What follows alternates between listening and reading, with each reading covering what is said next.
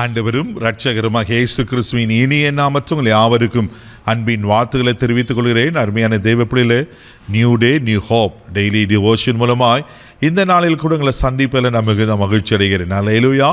இன்றைக்கு கூட கர்த்தர் நமக்கு கொடுக்கிற வார்த்தை என்ன? ஓசியாவின் தீர்க்க தரிசன புஸ்தகம் 11ஆம் அதிகாரம் 8வது வசனம் கூட வாசிக்க கேட்போம். எப்ராயிமே, நான் உன்னை எப்படி கைவிடுவேன்? இஸ்ரவேலே, நான் உன்னை எப்படி ஒப்பு கொடுப்பேன்? எப்ராயிமே, நான் உன்னை எப்படி கைவிடுவேன்? அது மாத்திரம் இல்லாம இஸ்ரவேலே, நான் உன்னை எப்படி ஒப்பு கொடுப்பேன்? தேவப்பிள்ளையில நம்ம ஆண்டவர் நம்மை கைவிடாத தகப்பன். நான் உன்னை விட்டு விலக மாட்டேன், உன்னை கைவிட மாட்டேன். எத்தனை வாக்குத்தத்தங்களை ஆண்டவர் சொல்லியிருக்கிறார். பல இடங்களை நம்ம பார்க்கணும் அல்லவா?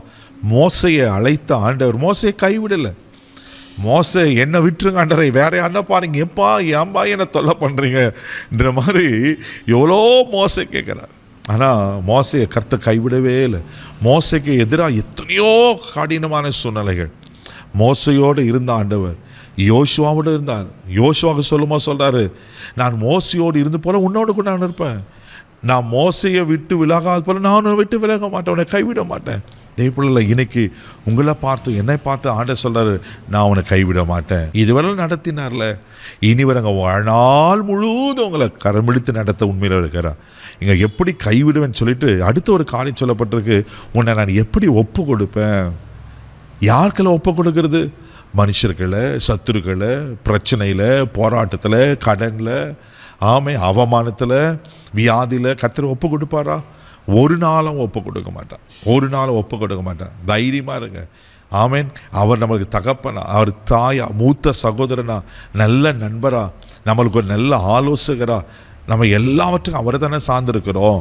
அவரை நம்ம மேலே எவ்வளோ அக்கறையுள்ள தேவனாக இருக்கிறல்லவா? நம்ம தலைமையிலெல்லாம் எண்ணி வைத்திருக்கிறாரு. அவரோட உள்ள கருத்தில் நம்மளை வரைந்து வைத்திருக்கிறாரு. நம்ம நினைவாகவே இருக்கிறாரு. நம்ம உட்காரத்தில் எழுந்திருக்கல தூரத்துலேருந்து அருகிற ஆண்டவராக இருக்கிறாரு. அவருங்களை சத்துருக்களை ஒப்பு கொடுத்துருவாரா? ஒரு நாளும் ஒப்பு கொடுக்க மாட்டா. சங்கீதத்தின் புஸ்தகம் 31ஆம் சங்கீதம் 8வது வசனத்தை கூட வாசிக்கும் போது இப்படியா சொல்லப்பட்டிருக்கு. வாசிக்க கேட்போம். சத்ருவின் கையில் என்னை ஒப்புக்கொடாமல் என் பாதங்களை விசாலத்திலே நிறுத்தினீர். தேவப்பிள்ளையில, சத்துரு எவனை விழுங்கலாம் என்று கர்ஜிக்கிற சிங்கம் போல காத்துட்டு இருக்கிறான். எப்போ இவனுக்கு பிரச்சனை கொடுக்கலாம், எப்போ இவனை கீழே தள்ளலாம், எப்போ இவன் விசுவாசத்தை கெடுக்கலாம், எப்போ இவன் பரிசுத்தத்தை கெடுக்கலாம், எப்போ இவன் ஜெப வாழ்க்கை கெடுக்கலாம், எப்போ இவனுக்கு நன்மை வருதை தடுக்கலாம். இப்படி பலவிதமான காரியங்களில் பிசாசு கங்கனை கட்டி கொண்டே இருக்கிறான் தேவப்பிள்ளையில. ஆனால் எப்பெல்லாம் பிரச்சனைகள் வருதோ, எப்பெல்லாம் சத்து நம்மளுக்கு எதிராக நிற்கிறானோ, கர்த்தர் என்ன தெரியுமா செய்கிறாரு? நமக்கு அரணாக இருக்கிறார், நமக்கு மதிலாக இருக்கிறார். அழிவும் நாசமும் உன் எல்லைகளில் கேட்கப்பட மாட்டாதுன்னு சொன்ன கர்த்தர் ஒரு நாள் நம்மளை அழிவு நாசத்துக்கு, பிரச்சனை போராட்டத்துக்கு ஒப்பு கொடுக்கவே மாட்டார் அல்லவா? தேவப்பிள்ளையில, இவ்வளோ நல்ல ஆண்டவரில் இன்னைக்கு சொல்கிறார், எப்படி நான் ஒன்று ஒப்பு கொடுப்பேன்? வேதத்தில் வாசிக்கிறோம். 1 சாமுவேல் புஸ்தகம் 23ஆம் அதிகாரம் 14ஆம் வசனத்தை கூட வாசிக்கும் போது இப்படியா சொல்லப்பட்டிருக்கு. வாசிக்க கேட்போம். தாவீது வனாந்தரத்தில் உள்ள அரணான ஸ்தலங்களில் தங்கி சீப் என்னும் வனாந்தரத்தில் இருக்கிற ஒரு மலையில் தரித்திருந்தான். சவுல் அனுதினமும் அவனை தேடியும் தேவன் அவனை அவன் கையில் ஒப்பு கொடுக்கவில்லை. பாருங்க, சவுலுக்கு எப்படியாவது தாவனை கொல்லணும், எத்தனையோ விதத்தில் வகை தேடுறான். ஆனால் ஒரு நாளும் தாவீது மேலே சவுல் ஒரு நாளும் கை போட முடியவில்லை. ஆமே. அந்த அழகாக வசனம் சொல்லப்பட்டது, தாவீதை சவுல் கையில் ஒப்பு கொடுக்கல. தேவப்பிள்ளையில, தாவீதின் தேவன் நம்முடைய தேவனாக இருக்கார். உங்களை ஒப்பு கொடுத்து விடுறாரா? உங்களை சத்துரு கையில் ஒப்பு கொடுக்க மாட்டேன் இல்லை. அதுக்கு மாறா நேரத்தமா சொல்லாரு, சத்துருக்களுக்கு முன்பாக நான் உனக்கு ஒரு பந்தி ஆயத்தப்படுத்தி உன் தலையை எண்ணெயால் அபிஷேகம் பண்ணி உன் பாத்திரத்தை நிரம்பி அடைய பார்க்குறேன். இன்னைக்கு ஆண்டவர் அதை தான் செய்ய போகிறாரு. இதை நம்புங்க, உங்கள் பாத்திரம் நிரம்பி அழியும். கண்களை முடி நம்ம ஜெபிக்கலாம். அன்பு தகப்பனே, உமக்கு நன்றி சொல்லி உங்க துதிக்கிறோம். ஸ்தோத்திரப்பா, சத்துரு கையில் ஒரு நாள் எங்களை ஒப்பு கொடுக்காத தேவன் ஆண்டவரே.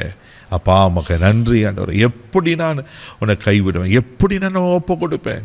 அப்பா, நீங்கள் கேட்குறதே எவ்வளோ பயங்கரமாக இருக்குல்ல ஆண்டவரே. எங்களை ஒப்பு கொடுக்காத கர்த்தர் ஆண்டவரே, யாரால் ஒருவேளை சத்துரு கரத்தில் ஆண்டவரே சிக்கி கொண்டிருப்பாங்கண்ணா, ஒருவேளை தெரியாமல் ஆண்டவரை கஷ்டப்பட்டு கொண்டிருப்பாங்கண்ணா, இனி அவர்களை விடுவித்து அமனன்ற சத்துருக்கு முன்பாக இவருக்கு பந்தியை ஆயத்தப்படுத்தும்படி ஆச்சரிக்கிறோம். இதில் ஆசீர்வதியும் இந்த நாள் முழுதும் கரம் பிடித்து நடத்தும். கிருபைக்கு ஒப்பு கொடுக்கிறேன். இயேசுவின் மூலம் ஜெபம் கேளும் பிதாவே, ஆமென். ஒப்பு கொடுக்க மாட்டார். தைரியமா போங்க. God plus.